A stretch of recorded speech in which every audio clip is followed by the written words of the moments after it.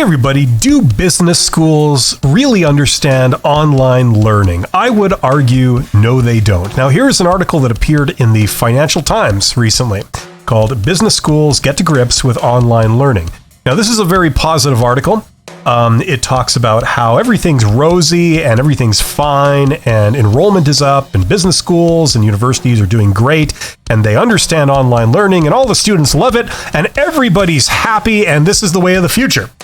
Now, I would argue that that is incorrect. Okay, speaking as someone who has been an instructor in a major university in my region and also other places, for quite a few years on the side, I would argue that business schools and learning institutions of all kinds are not understanding online learning. What they have done is they haven't changed anything. All they've done is they've adapted what they've always done to online courses. So you get to take an online course with a university or a college, and you still have all the organizational overhead, all those people that they employ doing God knows what to help you, supposedly, quote unquote, help you learn.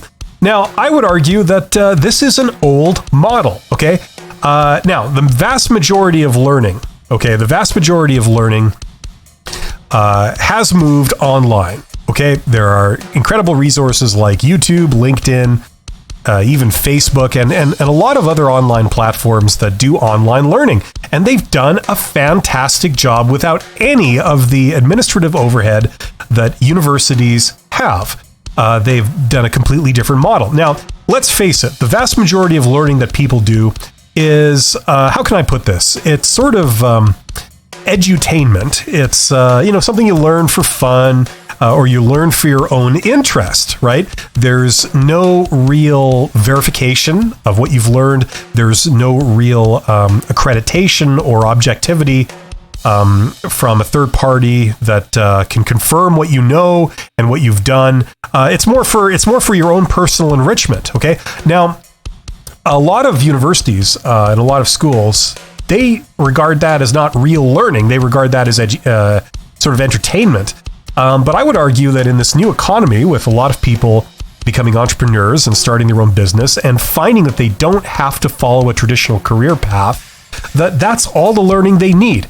Now, it comes back to the question, if you can learn something from a book, okay, you can read a book and you can learn something, why would you need a university? Why would you need to pay these people thousands of dollars for them to do God knows what, that don't really add any value?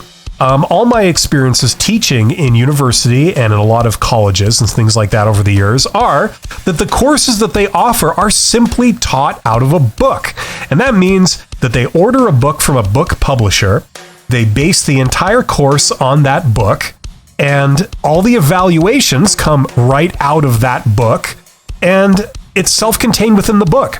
And the role of the instructor is limited to telling students to read the book or reading the book to them. And that's all the input you're allowed. You're not really allowed to deviate from the curriculum, and the curriculum being the chapters of the book in the order that they're in. And you don't really get to share any personal experience or anything like that might differ from other instructors that would say something that's not in the book. So, it's really interesting. A lot of people have abandoned this model, and a lot of students are finding that they can learn material well enough for free online. The only thing that's stopping them is employers that say, well, you need a certain certificate from an accredited source. And my experience for that and teaching in those programs is that it's also not adding value, because we're living in a world now where you have to give students the grades that they expect rather than the grades that they deserve. But that's a whole other topic. Now, when you think about this, if you can learn something from a book, okay, and it enriches you and you can do it yourself, why would you need a large educational institution to do anything else? Okay. Now, obviously, the critics are going to point out that, in the professions, right?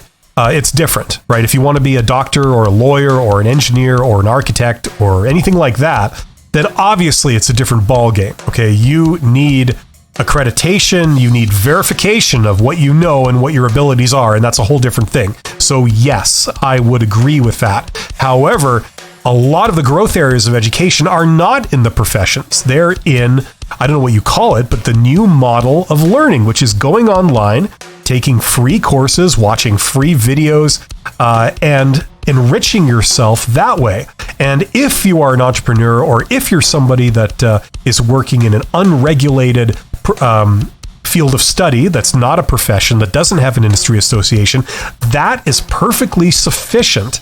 And people can do it on their own for zero money.